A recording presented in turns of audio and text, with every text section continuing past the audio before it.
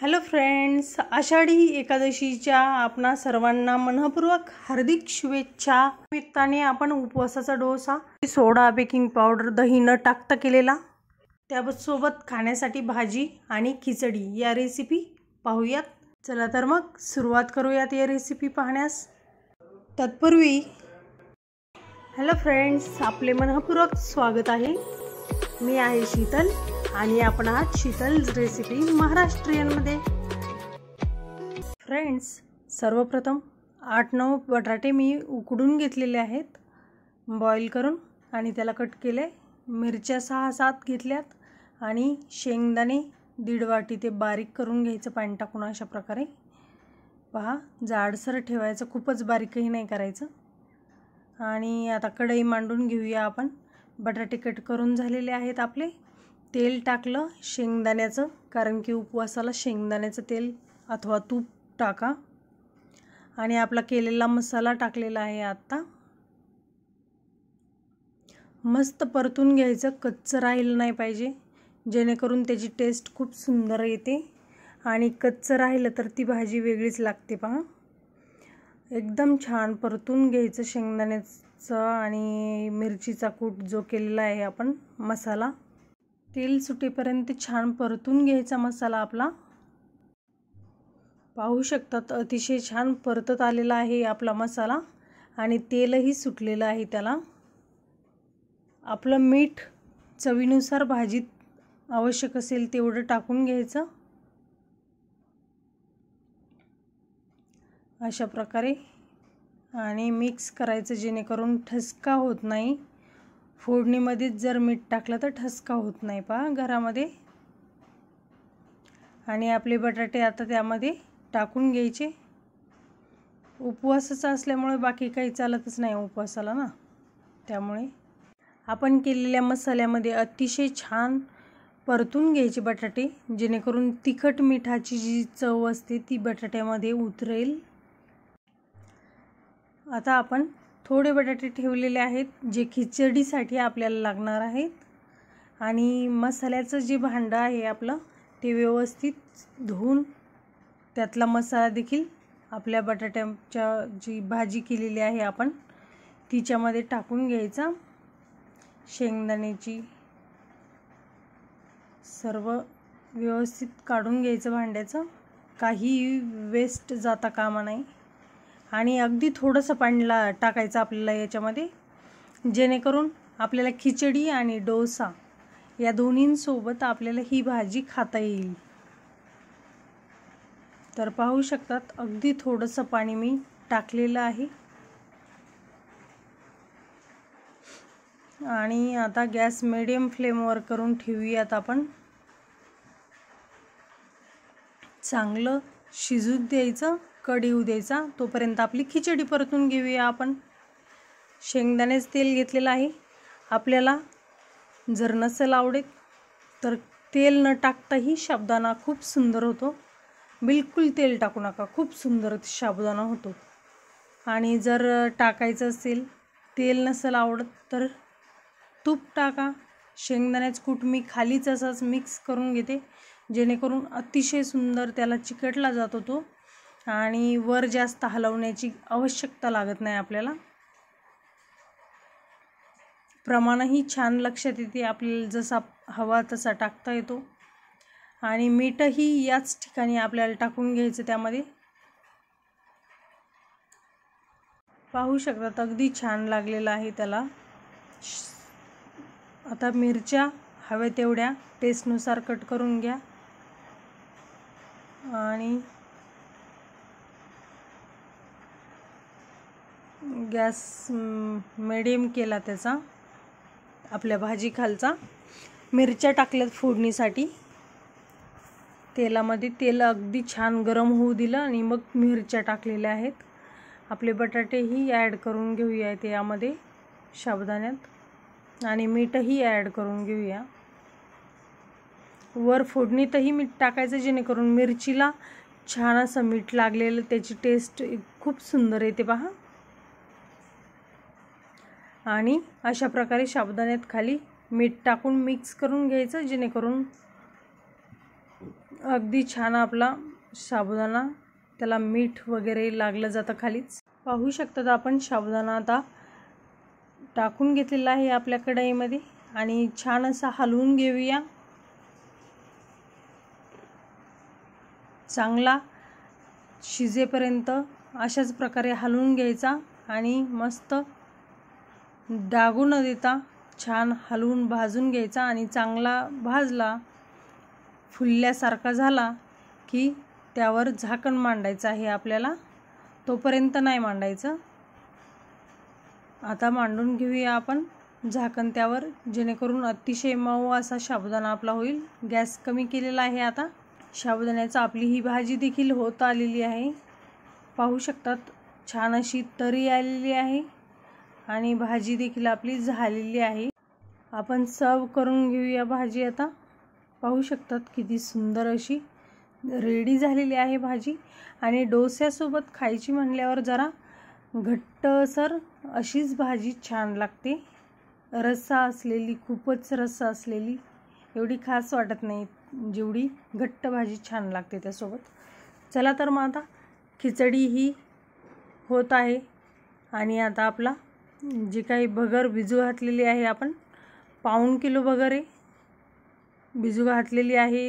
1.5 तास भिजून दिलेली आहे. आपला साबुदाणा हलवून घेऊया, जेणेकरून तो डागू नये.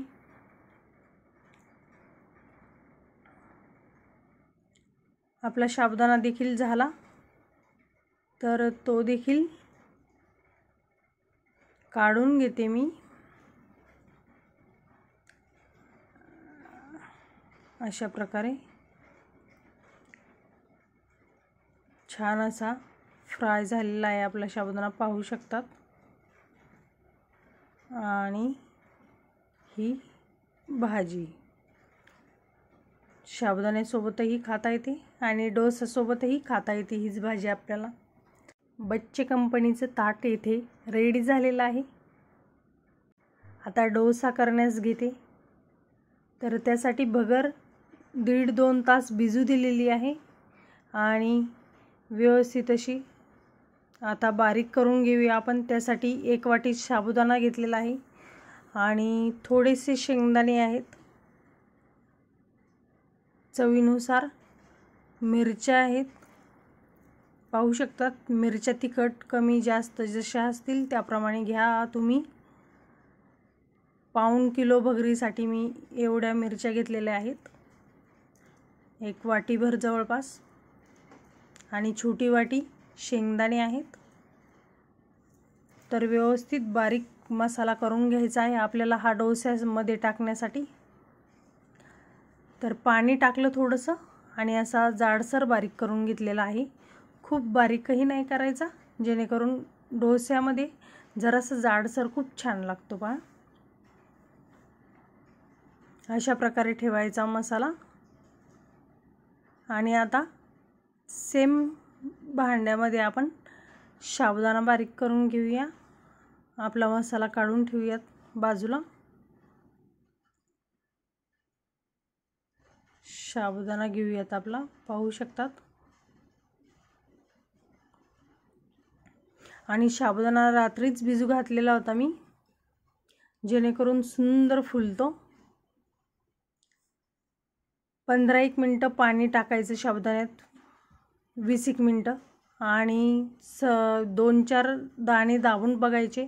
जर सर्व दाणे दबले गेले छान असे, तर पाणी काढून टाकायचं. अगदी थोडंसं पाणी त्यामध्ये ठेवायचं आणि रात्रभर भिजू द्यायचा. खूप सुंदर साबुदाणा होतो. या ठिकाणी साबुदाणा आपला बारीक करून घेतलेला आहे जाडसर.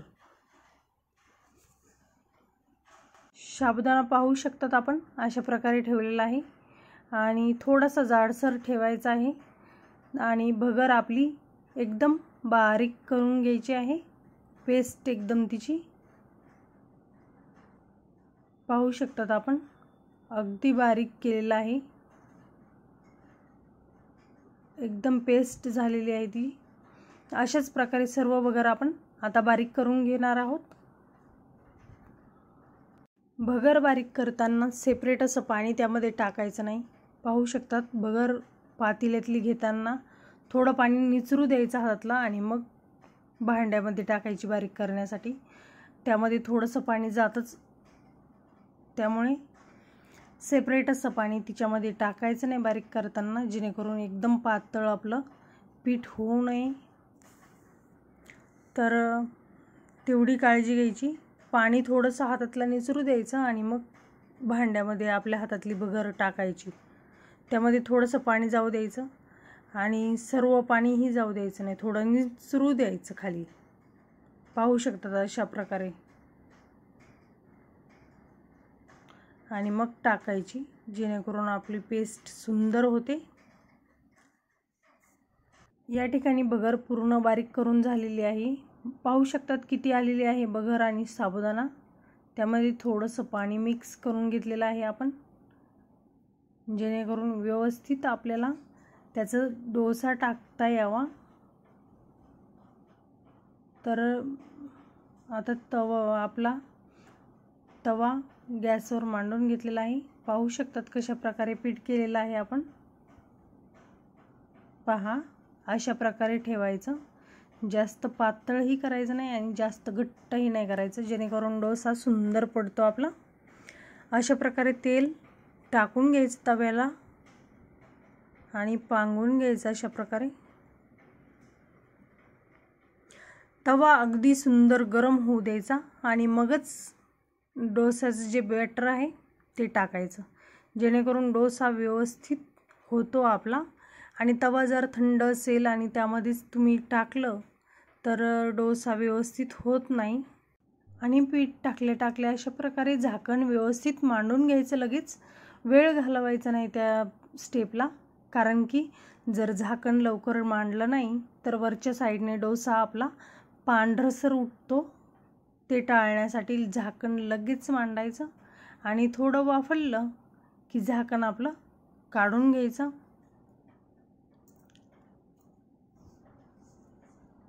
व्यवस्थित त्याला वाफलू द्यायचं. पाहू शकतात किती वेळ ठेवलेला आहे मी, पूर्ण वेळ दाखवला आहे तुम्हाला.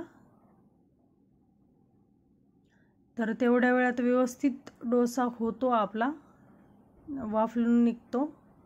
आणि अशा प्रकारे झाकण एखाद्या कपड्याच्या साहाय्याने हळूच काढून घ्यायचं बाजूला आणि साईडने उलटून बघायचा. उलटला की डोसा आपला उलटून बाजू पलटून टाकायचा.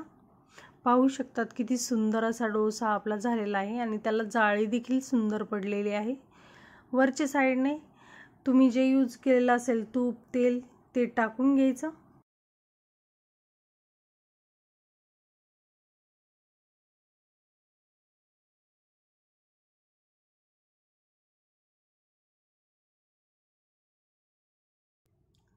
मीडियम गॅस, ज्यावेळी झाकण काढलं आपण त्याच्यानंतर मीडियम गॅस केला आपण, जेणेकरून व्यवस्थित त्याच्यामधली वाफ निघून जावी आणि डोसा देखील चांगला भाजावा. थोडंसं पाणी ॲड केलं आहे, जरासं घट्ट वाटलं ते पीठ, त्यामुळे थोडंसं पाणी ॲड केलेलं आहे.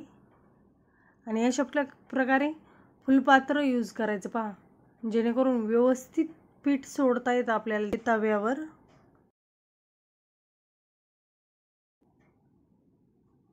तर डोसा पाहू शकतात आपला अतिशय सुंदर असा रेडी झालेला आहे.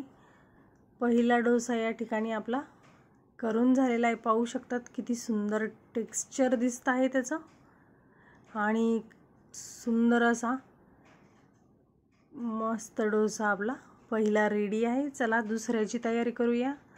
तेल टाकलं, गरम तवा होऊ द्यायचा आणि मग बॅटर टाकायचं आपलं. त्यासाठी सध्या गॅस फुल केलेला आहे आणि बॅटर टाकायचं आता आपलं. तेल व्यवस्थित स्प्रेड करायचं.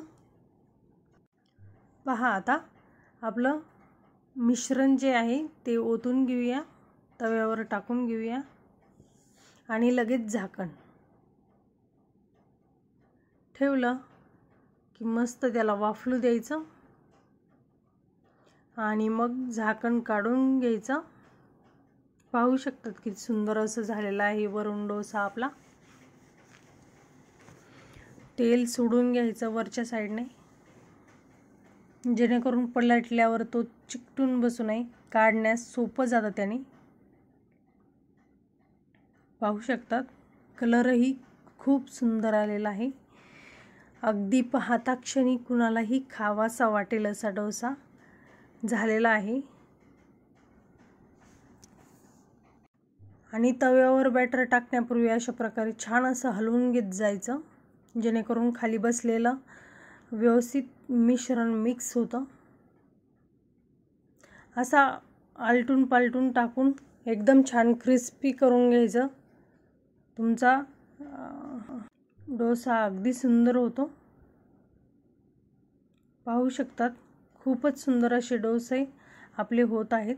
आणि या ठिकाणी थाळी आपली तयार करूयात। भाजी केलेली जी ती आपली खिचडी घेऊया।